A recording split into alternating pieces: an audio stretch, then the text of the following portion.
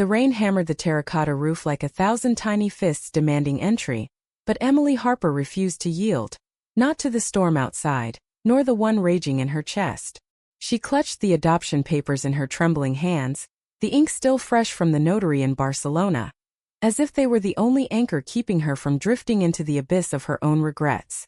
"She's mine now," Emily whispered to the empty villa, her voice cracking like the thunder overhead. "But God help me, what have I done?" Little Sophia's cries echoed from the nursery down the hall, sharp and insistent, pulling Emily from her stupor like a lifeline she wasn't sure she wanted. The child, 8 years old, all wide brown eyes and tangled black curls, had been hers for exactly 12 hours, rescued from the overcrowded orphanage in Girona after Emily's impulsive decision to upend her life in this sun-baked corner of Catalonia. West Spain, they called it in the expat circles, though it felt more like the edge of the world. Jagged cliffs plunging into the Mediterranean, olive groves whispering secrets to the wind, and an isolation that mirrored the hollow ache Emily had carried since her divorce 2 years back. She'd come here to escape, to rebuild after Mark's betrayal, the endless boardroom lunches that turned into hotel trysts, the way he'd packed his suits and left her with nothing but a McMansion in Seattle and a therapy bill that drained her savings. Adopting Sophia was supposed to be redemption, a fresh start in this foreign land where the air smelled of salt and wild rosemary. But as Emily stumbled into the nursery, scooping the sobbing girl into her arms, she felt the weight of it all crashing down. Sophia buried her face in Emily's neck, her small body shaking, and for a fleeting moment, Emily wondered if love could be forged in desperation, or if it was just another pretty lie Americans told themselves. By dawn, the storm had passed, leaving the villa in a drenched hush. Emily, bleary-eyed and nursing a mug of strong coffee on the stone terrace, scrolled through expat forums on her phone. "Reliable childcare in Costa Brava?" she typed, her fingers flying with the urgency of a woman teetering on burnout. The replies trickled in. Warnings about unreliable locals, suggestions for agencies in Barcelona that charged a fortune. Then one message stood out, from a user named Emmy Loves Books. "I'm local, certified, and available immediately. References on request. Let's chat." Emilia Ruiz arrived that afternoon, stepping out of a battered Fiat like she'd materialized from the pages of a novel Emily might have devoured in her MFA days. She was 32 with the kind of effortless grace that made Emily's stomach twist in unfamiliar ways. Dark curls tumbling loose, hazel eyes that crinkled with genuine warmth, and a smile that lit the shadowed villa like contraband sunlight. "Hola, Emily," she said, extending a hand callous from tending her family's vineyard up the coast. "I've cared for 3 kids in the village, twins and a toddler. Sophia will be safe with me." There was something disarming about her, a quiet confidence laced with vulnerability, like the faint scar above her left eyebrow from a childhood fall off a fig tree. Emily, who hadn't dated since Mark, hadn't even looked, felt a flush creep up her neck as Emilia knelt to Sophia's level, cooing in melodic Catalan until the girl's tears dried into tentative giggles. "She likes stories," Emilia noted, pulling a worn copy of The Little Prince from her bag. "We all do, don't we?" By evening, with Sophia tucked in and dreaming of asteroids, Emily poured Emilia a glass of Rioja on the terrace. The sun dipped low, painting the sea in strokes of crimson and gold, and conversation flowed like the wine, easy, unforced. Emilia spoke of her life in the nearby pueblo, orphaned young herself, raised by a stern abuela who ran the vineyard with an iron fist and a heart of gold. "I studied literature in Madrid," she confessed, tracing the rim of her glass, "but family called me back. Dreams deferred, you know? But kids, they make it all worthwhile." Emily nodded, sharing snippets of her own unraveling. The corporate editing job that soured her on words, the move to Spain on a whim after inheriting a distant aunt's villa. "I thought solitude would fix me," she admitted, her voice barely above the waves. "But it's louder than I remembered." Emilia's gaze lingered a beat too long, soft and searching, and Emily looked away, blaming the heat rising in her cheeks on the Rioja. The first week blurred into a rhythm Emily hadn't known she craved. Mornings she'd wake to the scent of fresh pan con tomate wafting from the kitchen, Emilia already there, braiding Sophia's hair while humming folk tunes. Afternoons, while Emily worked freelance from the sun-drenched study, polishing manuscripts for authors who'd never know her name, Emilia would take Sophia to the pebbled beach below the cliffs, building sandcastles that defied the tide. Evenings brought quiet dinners. Paella studded with saffron, stories swapped over candlelight, Sophia's laughter bridging the gaps between them. But Amelia lingered. Always. Forgot my scarf, she'd say one dusk, reappearing at the door just as Emily locked it, her eyes sparkling with an excuse that felt too perfectly timed. The next day it was Sophia mentioned a seashell she wanted to show me. Mind if I pop back? Emily waved her in, heart thudding inexplicably, telling herself it was gratitude, nothing more. Yet each encounter chipped at the walls she'd built. A shared glance over Sophia's head during bath time, the brush of fingers when passing a plate, the way Amelia's laugh wrapped around Emily's silences like a bomb. One night, after Sophia's bedtime story devolved into a pillow fort escapade, Amelia stayed late. The two of them sprawled on the living room rug amid scattered cushions. The fire crackled in the hearth, unnecessary in the mild Catalan autumn, but Emily loved its glow. "Tell me about Seattle," Amelia prompted, propping her chin on her hand.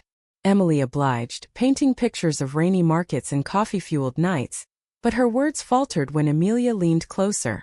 "You carry it all so heavily," she murmured. "Like you're afraid to set it down." Emily's breath caught. No one had seen her like that since, well, ever. Mark had loved her ambition, her drive, but not the fragility beneath. "I'm afraid it'll shatter," she whispered, and before she could think, Amelia's hand covered hers, warm, steady. The touch lingered, electric, and in that suspended moment, Emily felt the pull. Not just comfort, but something deeper, wilder. She pulled away gently, mumbling about the hour, but as Amelia left, her parting smile held a promise Emily wasn't ready to name. Weeks turned to months, the villa transforming under Amelia's touch. Wildflowers in vases, shelves lined with dog-eared poetry. Sophia blossomed, her Spanish sharpening, her nightmares fading. "Emmy makes the monsters go away," she'd say, and Emily would smile, ignoring the pang of something like jealousy. But Amelia's visit stretched. The bus schedule changed, or a storm's brewing, safer to stay? Soon, she was there daily, weaving into the fabric of their lives until Emily couldn't imagine mornings without her coffee, evenings without her voice. It started innocently enough. A hug that lasted too long after a particularly grueling deadline. Emily collapsing into Amelia's arms with sobs she hadn't planned. "You're not alone," Amelia whispered, her breath warm against Emily's temple. And then one starlit evening on the terrace, with Sophia asleep inside, Amelia cupped Emily's face. "I've been waiting," she said softly, "for you to see me." Their lips met, tentative then fervent. A kiss that tasted of salt and unspoken years, unraveling Emily like a long-held knot. The romance unfolded like the vines creeping up the villa's walls. Slow, tenacious, beautiful in its quiet rebellion. Stolen moments in the olive grove, where Amelia traced constellations on Emily's skin with her fingertips, whispering sonnets from Lorca. Picnics on the cliffs, Sophia chasing butterflies while they held hands under a shared blanket, the world narrowing to the space between them. Emily, who had armored herself against love's chaos, found herself disarmed, laughing freely, writing again, not for pay but for joy. "You're my harbor," she told Amelia one dawn, as they watched the sun breach the horizon, and Amelia's eyes shimmered with tears. "And you're the sea that calls me home." But love, in its American dream fragility, carried undercurrents. Amelia's phone buzzed more often.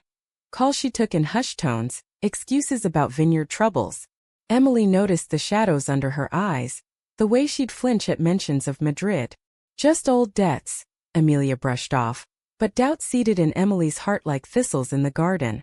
Sophia sensed it too, her questions sharpening. "Why does Emmy look sad sometimes?" Emily soothed her with stories, but the idol cracked on a crisp November afternoon. Returning early from a market run in the Pueblo, Emily found Amelia in the study, rifling through drawers, her adoption papers spread out, a notebook scribbled with notes. "Harper, Seattle assets? Leverage." Heart pounding, Emily froze in the doorway. "What are you doing?" Amelia whirled, face ashen. "Emily, it's not." But the evidence damned her words. A letter from a Barcelona lawyer, detailing Amelia's desperation, her abuela's vineyard foreclosed, debts from a brother's addiction swallowing them whole. She'd been hired not just as a sitter, but by a shadowy agency sniffing Emily's inheritance, the villa's value. Betrayal bloomed cold and sharp. You used us. Emily choked, backing away. Sophia. Me. It was all a play. No. Amelia lunged forward, grabbing her wrist. At first, yes, the job came with strings, a contact who knew about expats like you. But you, Sophia, it became real. I fell, Emily. God, I fell so hard. Tears streamed down her face, but Emily wrenched free, the sting of violation eclipsing the ache of loss. Get out, she said, voice steel. Before I call the police. Amelia left in the gathering dusk, the Fiat's taillights fading like a dying ember. That night, Sophia's screams pierced the silence, nightmares returning with vengeance. Emily rocked her for hours, whispering lies of safety, but her own sleep evaded, haunted by memories. Amelia's laugh, her touch, the way she'd made broken things feel whole. Days blurred into a numb routine. Sophia to a new sitter in the village, Emily burying herself in work, the villa echoing with ghosts. Winter gripped the coast, winds howling off the sea like accusations. Emily avoided the terrace, the grove, anywhere Amelia's presence lingered. But Sophia wilted, refusing meals, clutching her stuffed bear until it seemed split. I want Emmy, she wailed one evening, and Emily's resolve fractured. Driving to the vineyard under a slate sky, she found it barren. Vines stripped, Abuela's house shuttered, a for sale sign mocking the gate. In the Pueblo's lone cafe, Emily waited, nursing an ensaimada until Amelia appeared, thinner, eyes hollowed by defeat. I sold everything, Amelia said flatly, sliding into the booth. Paid the debts.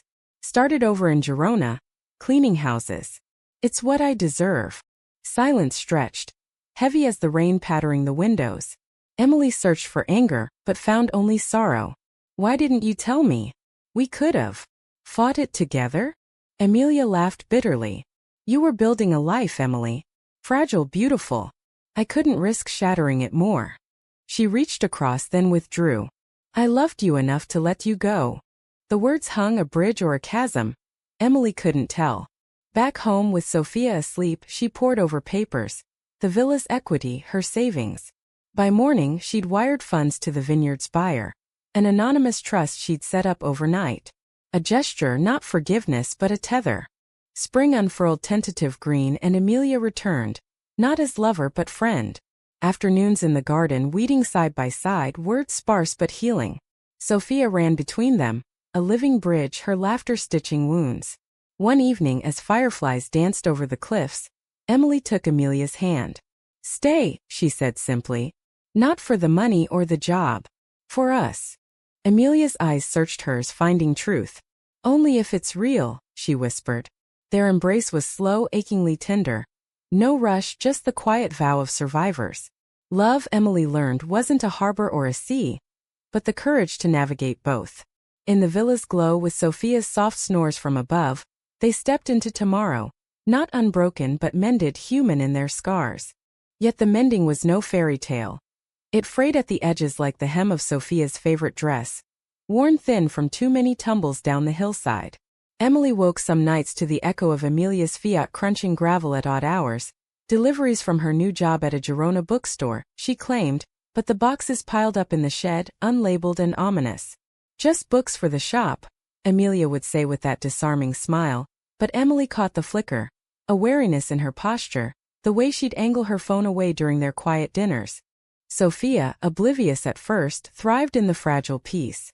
She dragged Amelia to the beach daily now, demanding treasure hunts, where they'd unearth bits of sea glass and pottery shards, piecing together mosaics for the villa's walls. Look, Mama M, she'd cry, holding up a jagged blue fragment, and Emily's heart would swell at the slip. Sophia's private name for Amelia, whispered like a secret wish. Emily let it slide, chalking it up to the child's boundless affection, but it stirred something deeper. A yearning for the family she'd glimpsed, now teetering on Amelia's half-truths. The betrayal's shadow lengthened in subtle ways. One afternoon, while Sophia napped, Emily ventured into the shed, curiosity overriding caution. Amid the boxes she found not literature but ledgers, scribbled debts to the agency, notes on Harper leverage crossed out but not erased. A photo slipped free. Amelia with a sharp-featured man in a suit, arms linked at a Madrid gala, her smile polished but strained. The caption faded. Networking for the future. Whatever it takes. Nausea rose like bile. Emily confronted her that evening, the photo thrust across the kitchen table like a gauntlet. Amelia's face drained of color, hazel eyes widening in horror. "That was years ago," she stammered, voice fracturing. "Before the vineyard fell apart. He was a means to an end. Loans, connections, I cut ties when it got ugly." "Ugly," she said, but her hands twisted the dish rag until it tore and Emily pressed. "Ugly how? Blackmail? Lies like the ones you fed me." Amelia collapsed into a chair, head in hands. The story spilled then, raw and unrelenting. The agency wasn't just shady recruiters. It was a front for expat cons, preying on wealthy transplants like Emily. Amelia had been pulled in desperate, her abuela's medical bills a noose tightening. "I fed them scraps, your villa's value vague assets. Nothing that hurt you, I swear. But when I met you, I sabotaged it. Quit them cold." She looked up, tears carving tracks through the flour dust on her cheeks. "I chose you over survival. That's the truth." Emily wanted to believe God she did, but trust once shattered reformed in brittle shards. And the photo? The future? Amelia's laugh was hollow. "A night of pretending. He wanted more, I walked. It's why I came back here. To ghosts I couldn't outrun." They sat in silence, the clock ticking like a heartbeat monitor, until Emily stood. "I need space," she said, voice steady despite the storm inside. "For Sophia. For me." Amelia nodded, gathering her things with mechanical grace, but not before kneeling by Sophia's door, pressing a kiss to the girl's forehead. "Te quiero pequeña," she murmured, and Sophia stirred, mumbling in her sleep. The door clicked shut behind her, leaving Emily adrift in the villa's vastness, the sea's roar a mocking lullaby. Isolation crept back, insidious as fog off the water. Emily hired a rotating cast of sitters, stiff German expats, harried locals who spoke little English, but none filled the void. Sophia regressed. Bedwetting returned, her mosaics abandoned in a dusty corner. "Where's Emmy?" she'd ask daily, eyes accusing, and Emily's answers grew thinner, laced with guilt. She threw herself into writing. A novel, half memoir, half fiction, about a woman chasing redemption across oceans, only to find it in the rearview. Letters arrived then from Seattle. Mark, contrite in his midlife crisis, offering reconciliation, a share of his new firm's profits. "We were good once, Em. Come home." She burned them in the hearth, ashes swirling like accusations. But doubt festered. What if Amelia's deceptions were her own failing? A magnet for the broken? Therapy via Zoom with a Barcelona counselor helped unpack it. "Betrayal isn't a verdict on your worth," the woman said, her voice calm over static. "It's a mirror. What do you see?" Emily saw a woman starved for connection, adopting on impulse to fill voids, falling for a stranger's warmth because it echoed her own buried light. She drove to Girona one gray morning, the bookstore a cozy nook crammed with leather-bound tomes and the scent of aged paper. Amelia was shelving Lorca, her curls tied back, looking smaller somehow, vulnerable in a way that twisted Emily's resolve. "I don't forgive you," Emily said without preamble, drawing stares from browsing locals. "Not yet. But Sophia needs you. I need time." Amelia's face crumpled, then steadied. "I'll come for her, not us. No strings." And so the dance resumed. Amelia's visit structured now, afternoons only, under Emily's watchful eye. Progress was glacial, conversations clipped, touches avoided, but Sophia's light reignited, her laughter a balm on raw edges. Climax brewed in the heat of summer, when the Sirocco wind scorched the groves and tempers alike. The agency's ghost resurfaced. A man in a sleek Audi, parking brazenly at the villa's gate, demanding Amelia's final payment with veiled threats. Emily overheard from the terrace, heart slamming as he hissed, "You think quitting erases debts? Harper's soft. Use her again." Amelia's voice rose fierce. "Touch them and I'll bury you." Emily burst out, phone in hand, dialing the Guardia Civil. The man sneered, "Yankee busybody," but fled when sirens wailed distant. In the aftermath, Amelia broke. Full confession under the relentless sun. The agency's grip of ice from her Madrid days, favors traded for silence. "I protected you," she gasped, collapsing against the stone wall. "By keeping it buried." Rage and revelation collided in Emily. A fury at the violation, but gratitude too for Amelia's shield. "You could have run," she said, pulling her close despite the tears. "Why stay and fight?" Amelia's laugh was ragged. "Because love isn't deferring dreams. It's facing the storm together." The police raid followed, netting the ring in a Barcelona sting. Amelia's testimony key, her courage a quiet thunder. Trials dragged into autumn, but justice came. Charges dropped for her cooperation. The vineyard's deed quietly repurchased through Emily's trust. In the courtroom's sterile hush, Emily sat beside her, hands clasped under the bench. A silent alliance forged in fire. Yet the true climax unfolded not in legalese, but in the villa's heart. One stormy night, as thunder rattled the shutters, Sophia spiked a fever, delirium twisting her into pleas for Mama M. Emily called, voice breaking over the line, and Amelia arrived soaked, bundling the girl in cool cloths and lullabies until dawn broke clear. Exhausted, they collapsed on the nursery floor, Sophia between them, her small hand in both theirs. "I see you now," Emily whispered, tracing Amelia's scar. "All of you, the fighter, the dreamer, the woman who chose us." Amelia's eyes, red-rimmed, held hers. "And I see you strong not in spite of the breaks but because of them." Their kiss was salt-streaked, profound in its honesty. No illusions, just the raw humanity of two souls colliding. Healing deepened with seasons. Amelia enrolled in night classes for a literature degree, her essays read aloud over wine. Emily's novel found a small press, its dedication simple. To harbors found in storms. Sophia's mosaics adorned the walls, a testament to piece together beauty. Betrayal's scar faded to silver, a reminder that love demanded vigilance, but offered grace in return. As leaves turned amber along the Costa Brava, the villa settled into a rhythm less fragile, more like the steady lap of waves on ancient stone. Emily and Amelia navigated the new normal with deliberate care. Date nights in the Pueblo's tapas bars, where they'd share plates of gambas al ajillo and dissect novels until closing. Lazy Sundays in the Grove, Sophia's kite dancing overhead while they sketched future travels. Andalusia's white villages, perhaps a detour to Emily's rainy Pacific Northwest. "We'll show her both worlds," Amelia said one afternoon, her head on Emily's lap, fingers interlaced. "Ours woven together." But humanism's quiet wisdom lay in acknowledging the unfinished edges. Amelia's nightmares surfaced sporadically. Flashes of the agency's shadowed deals, her brother's unanswered calls from rehab in Valencia. She'd wake gasping, and Emily learned to hold her without words, stroking curls until breath evened. "You're safe," Emily would murmur, and slowly Amelia taught her the same. Vulnerability is strength, not shame. In return, Emily unpacked her own baggage. Letters to Mark unsent, burning old patterns. Therapy sessions where she voiced the fear of loving too fiercely, only to lose. Sophia, the unwitting catalyst, grew into their mirror. Curious, resilient, her questions probing like a novelist's. "Why do grown-ups lie sometimes?" she asked over breakfast one crisp morning, cereal spoon paused midair. Emily and Amelia exchanged glances, the weight of truth settling. "Because we're scared," Amelia said gently, "of hurting the ones we love most. But the brave ones learn to tell the truth instead." Sophia nodded solemnly, then grinned. "Like when I hid the broken vase. I told you and you hugged me."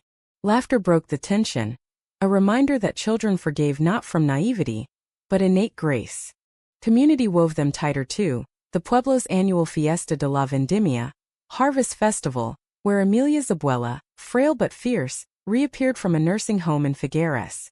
The old woman sized Emily up over a glass of homemade vermouth, her eyes sharp as scythes. "You kept my girl from the wolves," she rasped in accented English, gripping Emily's hand. "That's more than blood." By night's end, under strings of lanterns swaying in the breeze, Abuela pulled Amelia aside, whispering blessings in Catalan. Emily watched from afar, heart full, family not by lineage but choice. Yet drama lingered in subtler forms. Emily's novel's release sparked a minor stir among expats, whispers of the American who tamed the con artist's daughter. Invitations poured in, book clubs in Barcelona, podcasts probing her journey of redemption. Emily demurred most, but one evening, a journalist from El País arrived unannounced, her questions barbed. "How do you reconcile loving someone with a criminal past? Isn't it reckless for the child?" Amelia, overhearing from the kitchen, froze mid-chop, knife trembling. Emily ended the interview curtly. Love isn't ledger-keeping, but the seed of doubt replanted. Was their story inspiration or cautionary? That night, conflict crested softly. Not in shouts but confessions by the fire. "Do you ever wonder if I'm poison?" Amelia asked, voice small, staring into the flames. "If Sophia would be better without my shadows?" Emily knelt before her, framing her face. "You're her light, the one who taught her stars have names that stories heal. And mine? You've shown me love isn't possession. It's partnership in the mess." Tears fell, mingling as they clung, the fire's warmth a counter to winter's chill.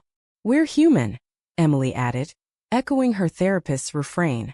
"Flawed but fighting for better." Spring's renewal mirrored their own. Amelia's degree accepted, a part-time professorship at the university in Girona. Emily's second book contract, this one co-authored with Amelia, Vignettes of Expat Hearts in Catalan Soil. Sophia started school, her backpack bulging with drawings of 3 figures on cliffs, hands linked against the sea. "Our family," she declared, and the word landed like benediction. The humanistic arc peaked in a pilgrimage of sorts. A road trip to Madrid, Amelia's old haunt, to face the gala's ghosts. They wandered the Prado, Sophia wide-eyed at Velázquez's gazes, while Amelia traced paths of what-ifs, the university where she'd dreamed big, the cafe where she'd signed the agency's pact. "I was lost then," she admitted on a bench in Retiro Park, leaves drifting like confetti, chasing security in shadows. Emily squeezed her hand. "And now? You're chasing light with us." Betrayal's echo faded there, transmuted in a quiet vow. No more secrets, only shared burdens. Back on the coast, they planted a vineyard row behind the villa, Sophia's small hands patting soil, Amelia teaching the grafts, Emily learning the lore of Tempranillo roots. It was labor, not luxury, sweat and soil under nails, but in the tending they found metaphor. Love as cultivation, patient against blight. Tragedy brushed close once more. In Abuela's passing that summer. Peaceful in her sleep, the vineyard her legacy. The funeral in Figueres was a tapestry of mourners. Villagers toasting her fire, Amelia's brother, sober and sheepish, offering amends. Emily stood sentinel as Amelia eulogized, voice steady. "She taught me family isn't flawless, it's fierce." In the graveyard's hush under cypresses sighing, Amelia leaned on Emily. Grief a tide they rode together. From ashes rose renewal. The vineyard revived under Amelia's care. A co-op with neighbors, its first bottles labeled Harper Ruiz Reserve. A nod to blended lives. Sophia's 8th birthday fell on harvest moon. The party a riot of lanterns and laughter. Friends from the Pueblo dancing sardanas while the girl blew candles on a cake shaped like the sea. "Wish for forever," someone teased, and Sophia's eyes sparkled. "I already have it." As years blurred, Sophia 10 now fluent in 3 tongues, her mosaics evolving into art class prizes. Emily and Amelia's love deepened into something elemental. Not the fireworks of youth but the enduring glow of hearth. Conflicts arose as they do. Emily's wanderlust clashing with Amelia's rootedness. A sabbatical offer pulling her stateside. But resolutions came through talk, not rupture. "We're a story in progress," Amelia would say, quoting Woolf, and Emily, ever the editor, would revise. "The best kind." The ending, humanistic to its core, unfolded on a cliffside path one golden autumn eve. Much like the scene Emily would later describe in her memoir's close. Sophia, skipping ahead with her bear long outgrown, called back. "Race you to the lighthouse." Emily and Amelia lingered, hands entwined, the Mediterranean a vast canvas below. "We made it," Emily said, voice thick. "Not perfect but ours." Amelia turned, hazel eyes alight. "And that's the romance, choosing the mess every day." Their kiss caught the sunset, timeless, as Sophia's laughter carried on the wind. In West Spain's embrace, American heart, Catalan soul, they'd forged not just survival but sanctity. A family born of betrayal, tempered by grace, eternal in its quiet profundity.